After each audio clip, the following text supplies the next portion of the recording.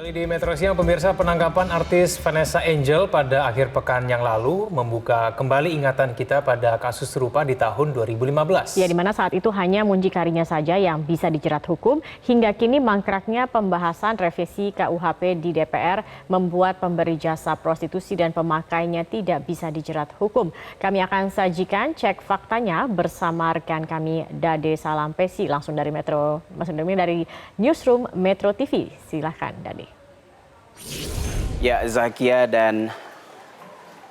dan Kevin serta pemirsa, pihak kepolisian kemarin menyatakan bahwa ada 100 nama yang terlibat dalam kasus prostitusi online ini. Tidak hanya artis VA dan rekannya dan juga tidak hanya 2 tersangka mucikari.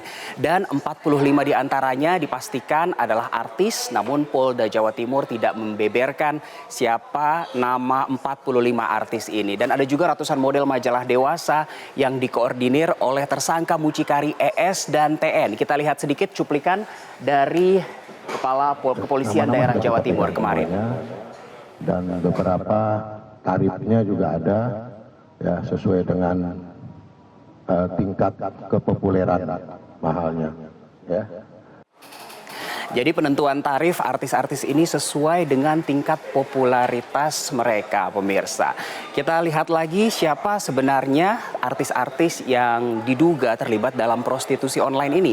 Walaupun Polda Jawa Timur tidak menjabarkan 45 artis online ini, ternyata pada 2015 lalu di kasus serupa ada 17 nama yang terkuak. Paling mahal ada artis TB. Anda tebak sendiri siapa artisnya, dengan tarif 200 juta rupiah, dan lebih murah sedikit ada JD yang bertarif 150 juta rupiah sekali kencan. Di sini saya jabarkan inisial artis beserta dengan tarifnya kurang lebih ada 17, dan untuk artis termurah ada di kisaran angka 20 sampai 25 juta rupiah sekali kencan. Lebih penting dari ini pemirsa, kita lihat lagi sedikit cuplikan dari mucikari yang sudah sempat dipenjara selama 1 tahun 4 bulan namun sekarang sudah bebas. Kita lihat bersama.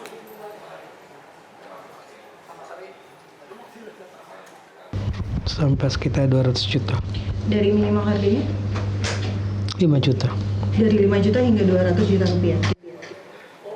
Ya, jadi terbukti memang harga atau tarif artis yang terlibat prostitusi online ini tidak biasa, mencapai ratusan juta rupiah. Tapi ternyata itu tadi adalah RA mucikari artis pada 2015 lalu yang sudah sempat dipenjara. Untuk kasus kali ini ternyata mucikarinya sudah memiliki jaringan internasional. Bahkan dikatakan oleh kepolisian daerah Jawa Timur, pelanggannya sudah ada di hampir seluruh kota di Indonesia dan ada juga pelanggan warga negara asing. Bahkan tidak jarang para mucikari ini membawa atau menemani anak-anak mereka terbang ke luar negeri untuk menemani pelanggannya yang ada di luar negeri. Tapi bagaimana dengan pemasarannya? Mengapa ini terkesan mudah sekali untuk memasarkan anak-anak mereka ke para pelanggan atau pemakai jasa artis ini? Ini dia jaringan luas mucikari prostitusi online Vanessa Angel punya pelanggan hingga mancanegara. Kita lihat selanjutnya, next, bagaimana mereka memasarkan anak-anaknya. Ternyata inilah yang disebut bagaikan pedang bermata dua. Aplikasi WhatsApp dan dari mulut ke mulut, karena sudah sama-sama tahu. Dan tidak hanya ini saja, tidak hanya melalui WhatsApp saja, tapi juga menggunakan akun sosial media khusus yang diciptakan untuk tujuan pemasaran ini. Lalu berapa persen yang didapatkan mucikari dari memasarkan ini? Ternyata dari keterangan mucikari yang kemarin sudah ditetapkan tersangka, 30%. Mereka mendapatkan fee 30% dari hasil menjajakan artis atau anak-anak mereka kepada pria hidung belang begitu. Dan ternyata pemirsa, kalau kita flashback lagi ke tahun 2015 lalu, mucikari RA pada saat dipenjara selama 1 tahun 4 bulan di tahun 2015 sudah mengajukan peninjauan kembali ke Mahkamah Konstitusi agar regulasi yang ada tidak hanya menjerat para mucikari tapi juga bisa menjerat pemberi jasa dan penerima jasa. Tapi ternyata pada tahun 2017 setelah dilakukan kajian selama kurang lebih 2 tahun, pada April 2017 tepatnya, MK menolak gugatan dari RA ini. Karena menurut pemohon pasal 256 junto pasal sekian tidak sesuai dan tidak fair begitu katanya. Sehingga bisa dikatakan RA tidak ingin masuk penjara sendirian. Kita kaji bersama satu persatu pasal-pasal mana saja yang sebenarnya tidak bisa melingkupi atau tidak bisa tidak bisa memenjarakan mereka yang terlibat dalam kasus prostitusi online ini. Ada KUHP dari pasal 506. Barang siapa sebagai muncikari mengambil keuntungan dari pelacuran perempuan diancam dengan pidana kurungan paling lama 1 tahun. Next, kita lihat pasal berikutnya, pasal 296.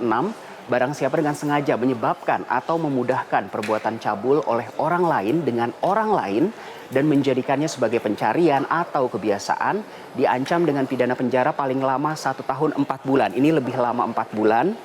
Dan denda paling banyak Rp15.000, pemirsa. Bayangkan, hanya 1 tahun ataupun 1 tahun 4 bulan dan denda Rp15.000. Di sini ditekankan apabila mucikari menjadikan hal tersebut sebagai mata pencahariannya, maka ancamannya ya seperti itu tadi. Masih ada next, kita lihat ini pasal 484 ayat 1 huruf E, laki-laki dan perempuan yang masing-masing tidak terikat dalam perkawinan yang sah melakukan persetubuhan. Kalau penggunaannya ayat ini, maka ancamannya adalah 5 tahun penjara. Namun ternyata sayang, dalam pasal berikutnya, pasal 484, next, ayat 2 disebutkan tindak pidana sebagaimana yang dimaksud pada ayat 1, ayat yang baru saja saya jabarkan, tidak dilakukan penuntutan kecuali atas pengaduan suami, istri, orang tua, atau anak.